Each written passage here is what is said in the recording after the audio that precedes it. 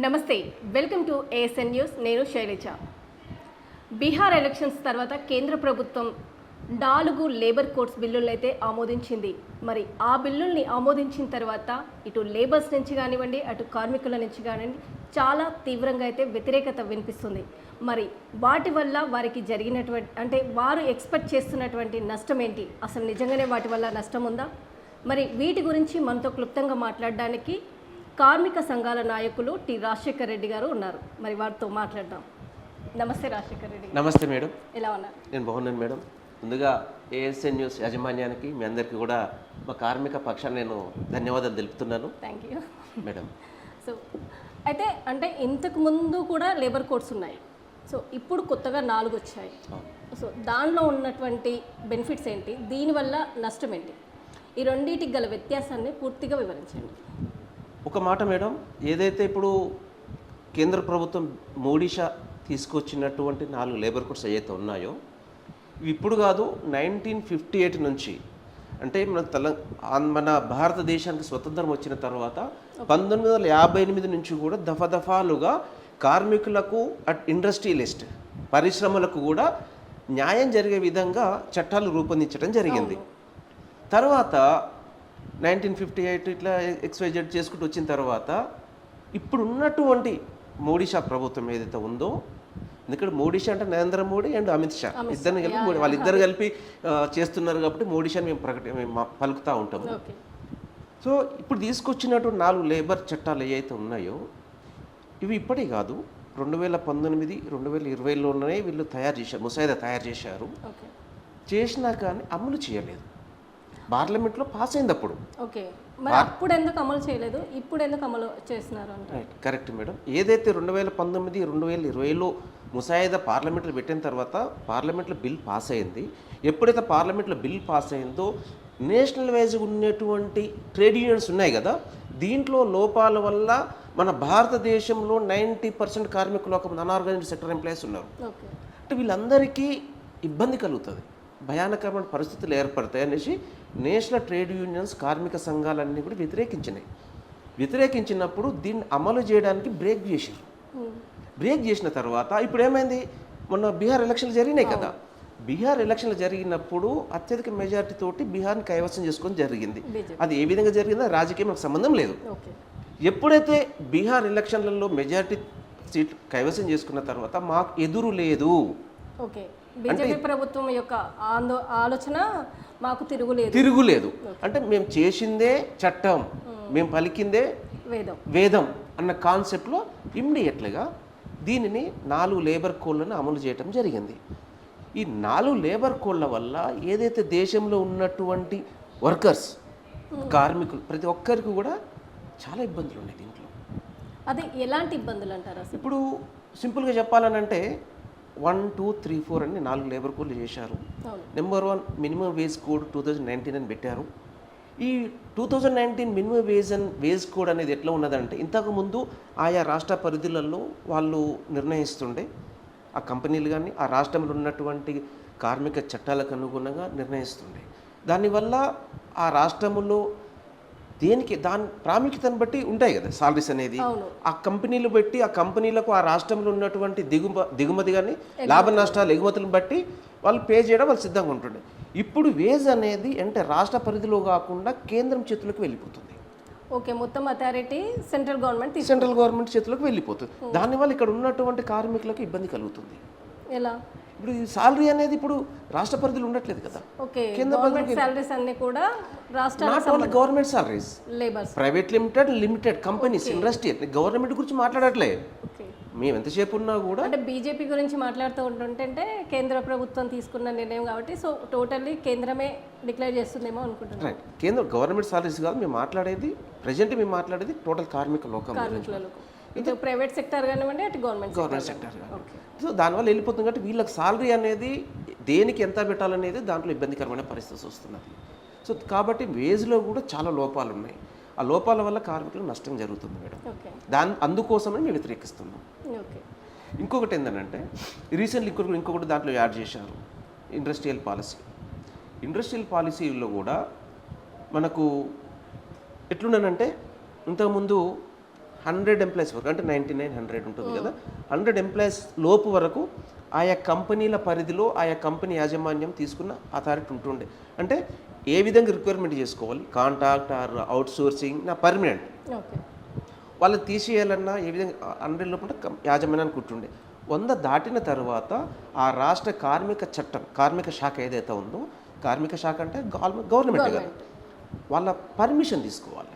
అంటే 100 తర్వాత నువ్వు ఎంతమందిని రిక్వైర్మెంట్ చేసుకున్నా వాళ్ళకు ఏ విధంగా ఇస్తున్నావు, ఏ సాలరీస్ ఇస్తున్నావు, ఏ బేసిక్లో రిక్వైర్మెంట్ చేసుకుంటున్నావు అనేది ఎవ్రీథింగ్ రికార్డు వచ్చేసి లేబర్ కమిషన్ డిపార్ట్మెంట్లో ఉండాలి. గవర్నమెంట్కి సబ్మిట్ చేస్తాం. అప్పుడు దాంట్లో నుంచి కార్మికులని మధ్యంతర తీసేసినా, ఏమైనా జరిగినా, దాంట్లో ప్రమాదవశాత్తు మరణించినా, యాక్సిడెంట్లకైనా కూడా లేబర్ కోర్టు ద్వారా ఆ కార్మికుడు దాంట్లో లబ్ధి పొందుతుండే. ఓకే, దాంట్లో ఉన్నటువంటి బెనిఫిట్స్ని పొందుతుండే. ఇప్పుడు 100 నుంచి 300 మెంబర్స్ చేశారు. ఓకే, ఇంతకుముందు అయితే 100 బిలో ఉంటే యాజమాన్యానికి ఇప్పుడు 300 అబోవ్ ఉంటేనే బిలో 300 బిలో వరకు ఇంక్రీజ్ చేశారు. అంటే ఇప్పుడు 300 వరకు కూడా గవర్నమెంట్కి సంబంధం లేదు. ఓకే, ఆ కంపెనీ యాజమాన్యం ఆడిందే ఆట, పాడిందే పాట. ఓకే. ఇప్పుడు మన తెలంగాణ రాష్ట్రం తీసుకుందాం. తెలంగాణ రాష్ట్రంలో ఇప్పుడు చాలా వరకు చిన్న మధ్యతరగతి కంపెనీలు 100, 200, 300 కంటే మించినవి చాలా తక్కువ, ఎక్కువ ఉన్నాయి. 300 వరకు ఉన్న ఎంప్లాయీస్ రిక్వైర్మెంట్ చాలా చాలా కంపెనీస్ ఉన్నాయి. అటు గార్మెంట్స్ పరంగా చూసుకోండి, మధ్య చిన్న తరగతి, చిన్న చిన్న కుటీర పరిశ్రమలు, ఇవన్నీ కూడా. అంటే వీటన్నిటికీ కూడా ప్రభుత్వ అనుమతి అవసరం లేదు. కార్మికులు ఏం జరిగినా కూడా ఆ యాజమాన్య ఇష్టం ఉంటే ఇవ్వచ్చు, లేకపోతే లేవచ్చు. దీంట్లో కూడా ఆయా కంపెనీలలో ఒక 100 మంది ఉన్నా, 150 మంది ఉన్నా, 200 మెంబర్స్ వర్కర్లు ఉన్నా కూడా ఒక యూనియన్స్ ఉంటుండే. అవును, యూనియన్స్ అంటూ ఉంటారు కదా ప్రతి సంస్థకు. ఎందుకంటే కార్మికుల పక్షాన పోరాడటానికి, వాళ్ళ హక్కుల కోసం కొట్లాడటానికి ఉంటుండే. 300 లోపు ఎంప్లాయీస్ రిక్రూట్మెంట్ ఉన్న కంపెనీలలో యూనియన్లు లేకుండా యూనియన్లు బలహీనం చేశారు దీంట్లో. ఓకే, ఇప్పుడు యూనియన్ కూడా లేదు. బలహీనపరుస్తున్నారు. ఉన్నప్పటికీ బలహీనంగా, వాళ్ళకి అథారిటీస్ లేకుండా. ఎందుకనంటే ఇక్కడ ఒక ఎగ్జాంపుల్ తీసుకుందాం. 250 మెంబర్స్ వర్కర్స్ ఉన్నారు. 250 మెంబర్స్ వర్కర్స్ ఉన్నప్పుడు దాంట్లో ఒక 2 యూనియన్స్ కంపల్సరీ ఉంటాయి, 2 యూనియన్స్ ఖచ్చితంగా ఉంటాయి. 2 యూనియన్స్ ఉంటే దగ్గర కొన్ని కంపెనీలలో 3 యూనియన్స్ కూడా ఉన్నాయి. దాంట్లో పెట్టినప్పుడు రూల్ ఏంటిది అని అంటే 51% ఉండాలి ఒకే యూనియన్లో. ఓకే, అంటే మెజారిటీ ఉండాలి. ఇప్పుడు లైక్ ఎట్లుంటుంది అంటే కొన్ని కంపెనీలలో షేర్ హోల్డర్స్, డైరెక్టర్స్ ఉంటారు. 51% వాళ్ళదే ఉంటుంది. సో 51% ఎవరికి ఏ యూనియన్లను అయితే మెంబర్షిప్ ఉంటున్నారో చర్చలకు వాళ్ళు మాత్రమే ఇంపార్టెంట్. మిగతా 2 యూనియన్లను పిలవడానికి అవకాశం లేదు, అసలు వాళ్ళతో సంప్రదింపులు కూడా అవసరం లేదు. అంటే ఇక్కడ కార్మికులు అప్పుడు ఈ 51% ఉన్నటువంటి యూనియన్ ఏదైతే ఉందో యాజమాన్యంతో మమేకమైపోతుంది. మరి మిగతా వాళ్ళ గురించి అడిగే రైట్స్ ఉండవు కదా. అంటే ఇక్కడ కార్మికులు నష్టపోతున్నారు కదా. ఈ విధంగా తీసుకొస్తున్నటువంటి వైనం ఇది. అందుకనే ఈ 4 లేబర్ కోడ్లని తీవ్రంగా వ్యతిరేకించడం జరుగుతున్నది కార్మిక సంఘాలు, యూనియన్స్. ఇంకొకటి ఏంటంటే దీంట్లోనే 10 గంటలు 10 ఇంతకుముందు మనం కొట్లాడి నెరవేర్చుకున్నాం మేడం 8 గంటల పని దినాలని. అంటే రోజుకు 24 గంటలు, రోజుకి 24 గంటలలో 8 అవర్స్ వర్కింగ్ అవర్స్, 8 అవర్స్ వేరే వేరే ఇతరాతర పనులు, 8 అవర్స్ స్లీపింగ్. అంటే ఇతరాతర పనులు అంటే మన కుటుంబానికి ఇచ్చేటువంటి టైం. అంటే 3/24 గంటలు ఈ విధంగా కొట్లాడి సాధించుకున్నటువంటి టైమింగ్ కార్మిక చట్టం ఇది. దీనికి ఇప్పుడు తుంగలో దొక్కుతున్నారు. 12 గంటలు చేస్తున్నారు. సో 8 గంటల నుంచి 12 గంటలు వర్కింగ్ అవర్స్ పెట్టారు. వర్కింగ్ అవర్స్ అవుతుంది. కార్మికుడు అనే వ్యక్తి 12 గంటలు కంపెనీలో పని చేస్తే ఇప్పుడు కంపెనీ పక్కన ఇల్లు ఉండదు, ఒక half an hour 1 hour travelling ఉంటుంది. అంటే టోటల్ 14 గంటలు వర్కింగ్ అవర్స్ అవుతుంది. 14 గంటలు వర్కింగ్ అవర్ చేసిన తర్వాత అతని కుటుంబం ఏంది, ఫ్యామిలీ ఏంది, ఇతరత వేరే పర్సనల్ పనులు ఏంది, ఇతని హెల్త్ ఎంత డ్యామేజ్ అవుతుంది. అంటే ఇప్పుడు 8 అవర్స్ నుంచి 12 గంటలు చేశారు కదా, సో అది కంపల్సరీ చేయాలా లేదంటే ఓటింగ్ అంటే ఎక్స్ట్రా అవర్స్ అని చెప్పేసి ఉంటుందా? రైట్. ఇప్పుడు ఏదైతే ఇప్పుడు వీళ్ళు ఏమంటున్నారని అంటే వీళ్ళు పెట్టినటువంటి చట్టంలో వారానికి 6 రోజులు పని దినాలు, ఒక రోజు సెలవు, 6 రోజులు 48 గంటలు పని చేయాలి. ఓకే, ఈ 6 రోజులలో 48 అవర్స్ పని చేయాలి. అంటే ఈచ్ 1 షిఫ్ట్ మనకు 8 గంటలు అవుతుంది. కానీ యాజమాన్యం అడిగితే యాజమాన్యము వర్క్ లోడింగ్ బట్టి ఎక్స్ట్రా 2 అవర్స్ చేయమన్నా 4 అవర్స్ చేయమన్నా చెయ్యాలి. మనం చెయ్యము అని చెప్పడానికి అథారిటీ లేదు. ఒకవేళ ఆ సమయంలో కార్మికుడు కనుక సార్ నేను చెయ్యను అని అంటే ఎలాంటి వితౌట్ నోటీస్ ఎలాంటిది లేకుండా అతన్ని విధుల నుంచి తొలగించవచ్చు. అడగడానికి యూనియన్స్ లేవు కదా ఇక్కడ. లేదు. ఎవరిని అడుగుతారు? ఇతను కార్మిక శాఖకు లేబర్ కోర్టుకు రాలేడు కదా, ఎందుకంటే 300 అబో లేరు కాబట్టి. అంటే ఇక్కడ కంపెనీలకు యాజమాన్యాలకు లాభమయ్యే విధంగా ఉన్నాయా, కార్మికులకు లాభమయ్యే విధంగా ఉన్నాయా? యాజమాన్యానికి లాభం చేకూర్చే విధంగా ఉన్నాయి. అందుకనేసి మేము వద్దంటున్నాం మేడం. ఎందుకంటే నిరంతరం కష్టపడతాడు మేడం. ఉదయం 8 గంటలు లేచిన కాంచెల్లి ఉరికి చేస్తూ ఉంటాడు. కనీసం 12 గంటలు చేయమంటే ఏడంగా చేస్తాడు చెప్పండి. అంటే ఇంతకుముందు మనకి 29 చట్టాలు ఉన్నాయి కదా. అవును. లేబర్ కోడ్స్కి సంబంధించి. అవును. సో ఇప్పుడు దాంట్లో ఉన్నటువంటి అన్ని బెనిఫిట్స్ కూడా దీంతో అంటే ఈ 4 లేబర్ కోడ్స్తో రావడం జరిగిందా, లేదంటే కొన్నిటిని తొలగించడం జరిగిందంటారా? ఏదైతే 29 కార్మిక చట్టాలు ఉన్నాయో వీటిలో అన్ని తొలగించుకుంటూ దాంట్లో కొన్ని సవరణలు చేసుకుంటూ 4 చేశారు. దీంట్లో కార్మికులకు రక్షణ కరువైపోయింది. కార్మికులకు సాలరీస్ అస్తవ్యస్తంగా మారుతున్నది. మొత్తం అథారిటీ అంతా ఇండస్ట్రియల్ వాళ్ళకే కానివ్వండి, లేదంటే గవర్నమెంట్ కంటే కూడా గవర్నమెంట్ ఏం చేస్తుందనంటే ఇదంతా కార్పొరేట్ వ్యవస్థనే కదా, కార్పొరేట్ సెక్టార్కే అప్పచెప్ప వాళ్ళకు మేలు చేకూరే విధంగా ఉన్నదే తప్ప వేరే లేదు. దీనివల్ల చాలా నష్టం మేడం కార్మికుల నిమిత్తులకి. సో దీనిపైన మీరు ముందుకు వెళ్తున్నారు. ఇప్పుడు ఏదైతే ఈ 4 చట్టాలు ఉన్నాయో, wage of 2019 and industrial code 2020 and దీంట్లోనే ఇప్పుడు రీసెంట్లీగా gig and workers platform social security అని పెట్టారు. ఇవన్నీ కూడా health and organisation OSH code ఒకటి ఉంది.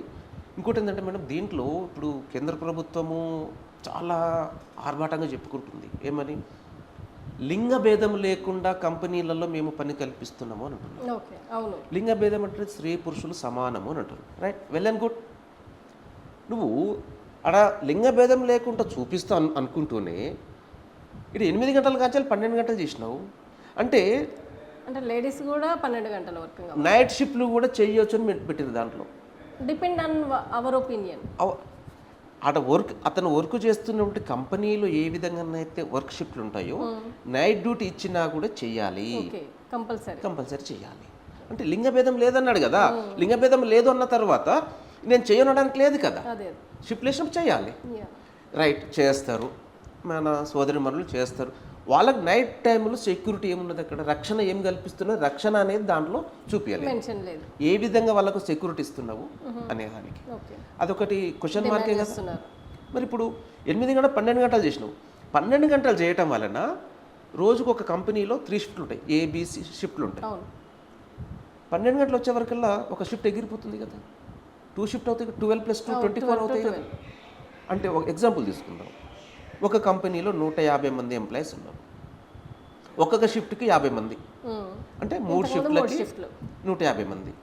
12 అవర్స్ తీసుకుంటే 24 అవర్స్. అంటే ఈడ 100 మెంబర్స్ తోటి పని అయిపోతుంది కదా. 50 మంది 12 అవర్స్ చేస్తే మరి మిగతా 50 మంది ఏమవుతారు? వాళ్ళకి ఉద్యోగం లేదు కదా. ఇక అంటే యాడ్ చేయరా ఇప్పుడు 50-50 ఎట్లా యాడ్ చేస్తారు మేడం? 2 షిఫ్ట్స్ అన్నప్పుడు 75-75 చేస్తారు కదా. ఆడ నీకు ఉన్నటువంటి క్యాపబిలిటీ కంపెనీ యొక్క ప్రొడక్షన్ ఎంత ఉంది, షిఫ్ట్కి ఎంత ఉంది, 50 మెంబర్సే కదా. దాంట్లో ఎక్స్ట్రా తీసుకోవడానికి అవకాశం పెంచారు కదా. సో ఆ 50 మెంబర్స్ని తీసేయడానికి ఛాన్సెస్ థియరిటిక్ కూడా అది వాళ్ళకే ఉంటుంది. అంటే ఉన్న 50 మందితోటి ఇంకా 4 గంటలు ఎక్స్ట్రా వర్క్ చేయించుకుంటూ, అంటే ఇక్కడ ఒక వర్కర్ 4 గంటలు చేసినందుకు ఇక్కడ ఒక ఎంప్లాయీ సాలరీ మిగిలిపోతుంది కదా కంపెనీకి. అంటే 50 మంది సాలరీస్ కానీ బెనిఫిట్స్ కానీ కంపెనీకి మేలు అవుతున్నాయి కదా. అట్లా చూడకుండా మనం 50 మంది కుటుంబాలు రోడ్డు మీద పడ్డట్టే కదా. అంటే దీనివల్ల ఎవరికి లాభం? కేంద్ర ప్రభుత్వం తీసుకొచ్చినటువంటి 4 లేబర్ చట్టాలు ఎవరికి లాభం ఉన్నాయి? ప్రైవేట్ సెక్టార్ వాళ్ళకి, ప్రైవేట్ సెక్టార్స్. అందుకని మేము వ్యతిరేకిస్తున్నాం, అందుకని మేము ఉద్యమాలు చేస్తాం, ఉద్యమాల బాట పడుతున్నాం. దీని మీదనే రేపు 26వ తారీఖు కదా మన ఇందిరా పార్క్ దగ్గర all trade unions and unions కొన్ని సంఘాలు వీళ్ళందరూ కలిసి ఇందిరా పార్క్ దగ్గర చాలా భారీ ఎత్తున నిరసన కార్యక్రమం చేయడం జరుగుతున్నది. అంటే బేసిక్గా మనం ఇలా కూడా ఆలోచించవచ్చు కదా, ఇప్పుడు టెక్నాలజీ చాలా పెరుగుతూ ఉంది. సో పెరుగుతున్న టెక్నాలజీకి అనుగుణంగానే మనం ముందుకు వెళ్ళాలి కదా. అవును. సో కేంద్ర ప్రభుత్వం తీసుకున్న నిర్ణయాలు అంటే టెక్నాలజీకి సంబంధించి కూడా ఉండొచ్చు కదా. రైట్. ఇప్పుడు చాలా మంచిగా అడిగారు మేడం. ఎందుకనంటే ఏదైతే పెరుగుతున్నటువంటి టెక్నాలజీ ప్రకారంగా కంపెనీలు కూడా రిక్వైర్మెంట్ చేసుకుంటున్న కాన్సెప్ట్లు మీరు చెప్పుకొచ్చారు కదా. ఇప్పుడు మన హైదరాబాద్లో చూద్దాం. నాచర్ మల్లాపూర్, పటాన్ చెరువు, ఇటు కాటేదార్, ఇదంతా పేరుగాంచిన ఇండస్ట్రియల్ కారిడార్స్ ఇవన్నీ కూడా. ఓకే. ఇప్పటి వరకు కూడా ఇప్పుడు స్టిల్ కూడా పాత పద్ధతిలోనే బిజినెస్ రన్ అవుతున్నాయి. ఇప్పుడు కొత్త రకంగా కొత్త ట్రెండ్ సాఫ్ట్వేర్ తీసుకోవాలనుకుంటే కంపెనీలకు భారం అయిపోతుంది కదా. ఓకే. అంటే కొత్త సాఫ్ట్వేర్ అప్డేట్ చేసుకోవాలి. కొత్త సాఫ్ట్వేర్ తీసుకోవాలనుకుంటే ఉన్నటువంటి పాత మిషనరీ మొత్తం చేంజ్ చేయవలసి వస్తుంది. మరి చేంజ్ చేస్తే మరి కొత్త మిషన్లకి అది కూడా భారమే కదా, ఫండ్స్ భారం అవుతాయి కదా. అలాంటప్పుడు వాళ్ళు చేయడానికి ఇష్టం లేరు కదా. ఎంతసేపు నువ్వు కంప్యూటర్లో సిస్టమ్లో సాఫ్ట్వేర్ అప్డేట్ చేయగలుగుతారు కానీ మిషనరీ మొత్తం చేంజ్ చేయలేరు కదా. ఓకే. అంటే ఇప్పుడు కొత్తగా వచ్చే నిర్మాణాలు, కొత్తగా వచ్చే కంపెనీలు ఏవైతే ఉన్నాయో అవి అప్డేట్ అవుతున్నాయి. అట్లా వచ్చినా కూడా వర్కర్ అయితే వర్క్ చేయాల్సిందే కదా. అట్లీస్ట్ బటన్ దాన్ని నొక్కాలి కదా, బటన్ దా నొక్కాలి కదా, అతను కార్మికుడే కదా. ఇది కాకుండా ఈ వచ్చినటువంటి చట్టంలో పర్మనెంట్ అనేది లేదు. ఇంతకుముందు మనకున్నటువంటి కార్మిక చట్టాలు ఏం చెప్తున్నాయనంటే 365 రోజులు working hours, minimum 300 days work చేసి ఉంటే, అటెండెన్స్ చేసి ఉంటే వాళ్ళకు పర్మనెంట్ చేయాలి, రెగ్యులరేషన్ చేయాలి. ఇప్పుడు రెగ్యులరైజేషన్ అనేది లేదు. Contract and out sourcing. Contract out sourcing వల్ల 1 వీక్ వర్క్ 1 వీక్ తీసుకుంటాడు, 1 మంత్ వర్క్ 1 మంత్ తీసుకుంటాడు. అంటే మీకు ఇంతకు ముందు బేసిక్ శాలరీ అనేది లేకుండా ఉండే, బట్ ఇప్పుడు బేసిక్ శాలరీ అనేది కూడా యాడ్ చేసింది కదా గవర్నమెంట్. దాంతో మీకు పిఎఫ్ కానివ్వండి, తర్వాత పీడిఎఫ్, ఈఎస్ఐ అవన్నీ కూడా బెనిఫిట్స్ ఉంటాయి కదా. అయితే ఇంతకుముందు ఎట్లా ఉంటుందనంటే మేడం, ఈఎస్ఐ, పిఎఫ్, ఈపీఎఫ్ అనేది ప్రతి ఒక్క కార్మికునికి ఉంటుండే. దానివల్ల ఆ కంపెనీలో అతను మానేసిన తర్వాత కానీ లేకపోతే రిటైర్మెంట్ అయిన తర్వాత కానీ ఆ బెనిఫిట్స్ తీసుకుంటుండే, పొందేవాడు. దానివల్ల ఇతను తెలియకుండానే కొంత అమౌంట్ సంపాదించుకుంటుండే, సేవింగ్స్ ఉంటుండే. ఇప్పుడు ఏం చేసిందనంటే 50% బేసిక్ శాలరీని పెట్టిండు, 50% అలవెన్స్లను పెట్టిండు. ఇప్పుడు ఏమున్నా కూడా ఈ 50%లోనే ఈఎస్ఐ పిఎఫ్ కట్ అవుతుంది. ఈ ఈఎస్ఐ పిఎఫ్ కూడా ఏ విధంగా కట్ అవుతుంది, ఎవరికి చేస్తున్నామనే స్పష్టత లేదు దాంట్లో.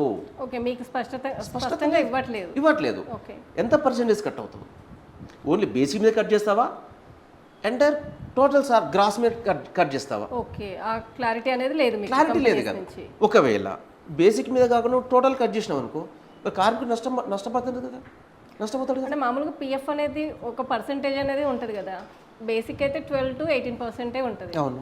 సో అట్లా చూసుకుంటే మనకి ఓవరాల్గా కట్ చేసినా లేదా బేసిక్ పైన కట్ చేసినా మనకి ఇంత అనేది అమౌంట్ ఉంటుంది కదా. ఇప్పుడు బేసిక్ మీద కట్ చేసిన దాని మీద చేసినప్పుడు మనకు వచ్చే జీతాలు తక్కువ కదా మేడం. అంటే బేసిక్ శాలరీ అయితే కట్ చేయరు, ఇంత అనేది ఉంది కదా, ఫిక్స్డ్ ఉంటుంది. మిగతా దాని మీద ఇతనికి వచ్చే మంత్లీ సాలరీ తక్కువ కదా. మంత్లీ సాలరీ పెద్దగా పెట్టలేదు కదా. దానివల్ల అదే క్లారిటీ లేదంటున్నాను నేను ఇక్కడ. సాలరీ ఎంత క్లారిటీ లేదు. దాంతోపాటు అసలు సాలరీస్ ఎంత అనేది మినిమం వేజ్లో ఎంత సాలరీ వర్గీకరణ కాలేదు. అలా చేయకుండా నువ్వు ఏ విధంగా కట్ చేయగలుగుతావు? అంటే వాళ్ళ క్యాడర్ని బట్టి సాలరీస్ ఇంత అనేది మీకు క్లారిటీ లేదు. వర్గీకరణ అనేది కావాలి, అంటే డివైడ్ కావాలి. ఏ వర్కరు ఏంటిది ఏం సంగతి అనేది డెసిగ్నేషన్ బట్టి వాళ్ళ సాలరీ బేసిక్ ఎంత అనేది మాకు క్లారిటీ ఇవ్వాలి. అవన్నీ అట్లా క్లారిటీ లేదు. దానివల్ల మరి ఒక ఎంప్లాయ్, ఒక కార్మికుడు ఏ విధంగా నమోదు చేసుకోగలుగుతాడు? ఇదొకటి క్వశ్చన్ మార్కే కదా. మరి ఇప్పుడు అదంతా స్పష్టత చేయకుండా, పాలసీలను పెట్టకుండా, ఇది అమలు కావాలంటే ఇప్పుడున్నటువంటి పారిశ్రామికవేత్తలు, ఇండస్ట్రియలిస్టులు ఏడో ఒక చిన్న పాయింట్ దొరికినా కూడా దాన్నే పట్టుకొని కూర్చుంటారు. దాన్ని మనం కార్మికులు కానీ వేరే వాళ్ళు దాన్ని ప్రశ్నించలేరు కదా, యూనియన్ పరంగా ప్రశ్నించడానికి అవకాశం లేదు కదా. మరి ఎట్లా మేడం దానికి? అందుకని దీన్ని వ్యతిరేకించేది. సో అసలు మీరు ఎలాంటి డిమాండ్స్ పెట్టాలనుకుంటున్నారు గవర్నమెంట్ ముందు? ఇప్పుడు టోటల్గా ఏదైతే కేంద్ర ప్రభుత్వం తీసుకొచ్చినట్టు 4 లేబర్ చట్టాలు ఏవైతే ఉన్నాయో మొత్తం దీంట్లో అస్పష్టతగా ఉన్నాయి. ఒక్కసారి ఆ లేబర్ చట్టాలు మన ప్రేక్షకుల గురించి తప్పకుండా మేడం. ఓకే. ఓకే. నెంబర్ 1 ఒకటి వచ్చేసి వేజ్ ఆఫ్ 2019 ఉంది. ఓకే. ఒకటి సోషల్ సెక్యూరిటీ కోడ్ 2020 ఉంది. ఓకే. ఇంకొకటి వచ్చేసి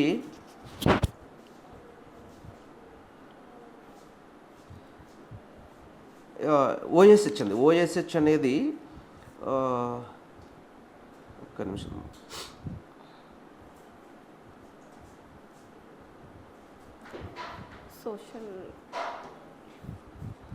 social security gig and workers platform, ఇది అగ్రిగేటర్స్ కంపెనీలకు సంబంధించి. దాంట్లో కూడా ఇప్పుడు దీంట్లో అగ్రిగేటర్లు అన్ని పెట్టిర్రు. ఓకే. సోషల్ సెక్యూరిటీ కోడ్లో అగ్రిగేటర్ కంపెనీలలో పనిచేసే వారికి, అగ్రిగేటర్ అంటే యాప్ ఆధారితంగా నడిపేవాళ్ళు, like Ola, Uber, Swiggy, Zomato, delivery ఇవన్నీ ఉన్నాయి కదా, వీళ్ళకి కూడా వర్గీకరణ జరగలేదు. వర్గీకరణ ఎందుకు జరగలేదంటే కూడా చెప్తాను. ఇప్పుడు ఓలా, ఊబర్, ర్యాపిడో లాంటి ట్రాన్స్పోర్టేషన్ కంపెనీస్ ఉన్నాయి. దీంట్లలో ఈ క్యాబ్ డ్రైవర్లది, ఆటో డ్రైవర్లది అత్యధికంగా కమిషన్ బేసిక్ ఉంటుంది, కంపెనీకి చెందుతుంది. Swiggy, Zomato and delivery boys ఎవరైతే ఉన్నారో వీళ్ళ దగ్గర కమిషన్ తక్కువ. అంటే బోర్డుకు వచ్చేటువంటి ఫండ్ని ఎక్కడి నుంచి సమీకరిస్తున్నారు, ఎంత మోతాదులు సమీకరిస్తున్నారు, మరి దాన్ని సమీకరించిన దాంట్లో డెలివరీ బాయ్స్, రైడర్స్ కానీ, ఇటు క్యాబ్ డ్రైవర్లు కానీ వీళ్ళ దగ్గర నుంచి ఎంత తీసుకుంటారు అనేది క్లారిటీ లేదు. ఓకే. అంటే ఇక్కడ క్యాబ్ డ్రైవర్కి వచ్చి ఒక డ్రైవర్ 10 లక్షలు పెట్టి సింపుల్ మినిమం పెట్టుకుందాం, 10 lakhs పెట్టి కారు కొంటాడు, జిఎస్టీ కడతాడు, స్టేట్ ట్యాక్సీ కడతాడు, ఇన్సూరెన్స్లో జిఎస్టీ, ఫిట్నెస్లో జిఎస్టీ, ఇదంతా రాష్ట్ర ప్రభుత్వానికి పోతుంది. ఇది బిజినెస్ చేయడానికి కంపెనీల కమిషన్. అంటే 3 కంపెనీలలో రోజుకు 1000 రూపాయలు కమిషన్ ఇస్తున్నాడు. అదే డెలివరీ బాయ్స్ ఎంత ఇస్తున్నారు? యాక్చువల్లీ మేము కూడా చూసాము, ఓలా దాంట్లో కరోనా టైంలో ఓలా క్యాబ్స్ నడవలే కదా. అవును. సో ఒక తెలిసిన అతను అన్నట్టు ఓకే 10 lakhs పే చేశాడు వెహికల్కి. అంటే తీసుకున్నప్పటి నుంచి కూడా ఎవ్రీ మంత్ కటింగ్స్ చేసుకుంటారు కదా. అవునవును. అట్లా చేసుకున్నాక కూడా 10 lakhs పే చేస్తే కరోనా టైంలో వెహికల్ ఇవ్వకుండా వాళ్ళ దగ్గరే పెట్టుకొని ఆఫ్టర్ కరోనా ఇంత అమౌంట్ కడితేనే మేము క్యాబ్ ఇస్తాము, లేకపోతే ఇవ్వము అని చెప్పేసి లాస్ చేసేస్తున్నారు పాపం. 10 lakhs లాస్ అయినా అని చెప్పేసి. దాంట్లో ఏమవుతుందనంటే ఏదైతే మరి కంపెనీలకు కూడా అత్యధికంగా డ్రైవర్ల నుంచి వెళ్ళి ఇన్కమ్ వస్తుంది, వీళ్ళది తక్కువ వస్తుంది. అందరు ఎక్కువ వచ్చిన వాళ్ళకు తక్కువ వచ్చిన వాళ్ళు ఒకే దగ్గర వేసి అందరికీ పంచుతామనంటే అది క్యాబ్ డ్రైవర్లకి ఎంతవరకు న్యాయం అవుతుంది? అంటే వీళ్ళని ఇబ్బంది పెడితే వీళ్ళని నష్టపరుస్తున్నట్టే కదా. ఇంకొకటి ఏంటంటే ఏదైతే Swiggy, Zomato example delivery boys ఎవరైతే ఉన్నారో దాంట్లో 80% పార్ట్ టైం ఎంప్లాయీస్. అంటే నాకు ఒకటి అర్థం కావట్లేదు, ఇప్పుడు వీళ్ళకి తక్కువ పేమెంట్ ఇస్తున్నారు అంటే వాళ్ళ దగ్గర నుంచి ఎక్కువ తీసుకొని వీళ్ళకి పే చేసేది మాత్రం చాలా తక్కువ పే చేస్తున్నారు అంటున్నారు కదా. అయినప్పటికీ క్యాబ్స్ అనేది కానివ్వండి, జొమాటో, స్విగ్గీ తీసుకున్నప్పటికీ దాంట్లో ఎంప్లాయీస్ పెరుగుతున్నారు తప్పితే తగ్గట్లేదు. సో దాన్ని ఎలా తీసుకోవచ్చు మనం? నేను అదే అంటున్నాను. ఇప్పుడు ప్రజెంట్ ఉన్నటువంటి పరిస్థితులలో ఈ గవర్నమెంట్ ఏ విధంగా ఆలోచన చేస్తుంది అని అంటే ఎంప్లాయ్మెంట్ కావాలి. అంటే ఏ రాష్ట్రంలోనైనా ఎక్కడైనా చూసుకున్నా కూడా ప్రభుత్వాలు ఏం పని చేస్తాయి, ఎంప్లాయ్మెంట్ ఇస్తున్నాము అని అంటారు. అది ఏ రకంగా ఇస్తున్నామని చెప్పారు, ఓన్లీ ఎంప్లాయ్మెంట్ జనరేట్ చేస్తున్నాము అని అంటారు. ఇక్కడ మన హైదరాబాద్కి తీసుకుంటే డెలివరీ బాయ్స్ ఎవరైతే ఉన్నారో 80% పార్ట్ టైం చేసే వాళ్ళే ఉన్నారు, 20% మాత్రం దాని మీద డిపెండ్ అయిన వాళ్ళు ఉన్నారు. ఓలా, ఊబర్, ర్యాపిడో లాంటి కంపెనీలు తీసుకుందాం, 90% పర్మనెంట్గా చేసే వాళ్ళు ఉన్నారు. ఎందుకంటే 10 లక్షలు బట్టి కారు కొన్నావు, 4 లక్షలు బట్టి ఆటో కొన్నావు, కుటుంబ పోషణ ఇదే జీవనాధారం ఇదే కదా, దాని మీద పని చేస్తాడు. ఈ డెలివరీ బాయ్స్ అలా కాదు కదా. ప్రైవేట్ కంపెనీలో పని చేసుకుంటూ ఉదయం సాయంత్రం టైంతో ఆఫీస్కి పోతానికి రావడానికి ఏదో వీకెండ్స్లో చేస్తున్నారు. మరి ఇప్పుడు ఇక్కడ ఫుల్ టైం చేసిన వాళ్ళ మీద వచ్చినట్టు ఆదాయం మొత్తం కూడా వాళ్ళకి కలుపుతున్నావు కదా. మేము ఏం కోరుతున్నామని అంటే దీంట్లో కూడా డివైడ్ అవ్వాలి.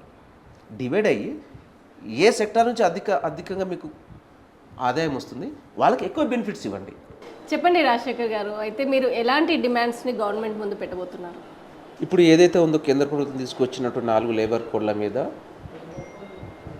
తక్షణమే వీటిని దీంట్లో ఇన్ని లోపాలు ఉన్నాయి కాబట్టి దీంట్లో కొన్ని పాలసీలు చేంజ్ చేయాల్సిన అవసరం ఉన్నది కాబట్టి ఈ చట్టాలని వెనకగా తీసుకుంటారా, లేకపోతే మళ్ళీ సమయం తీసుకొని వీటిని పునర్పరిశీలించి సవరణలు చేసి అమలు చేస్తారనే దాని మీద పోరాటం అయితే ఆగదు.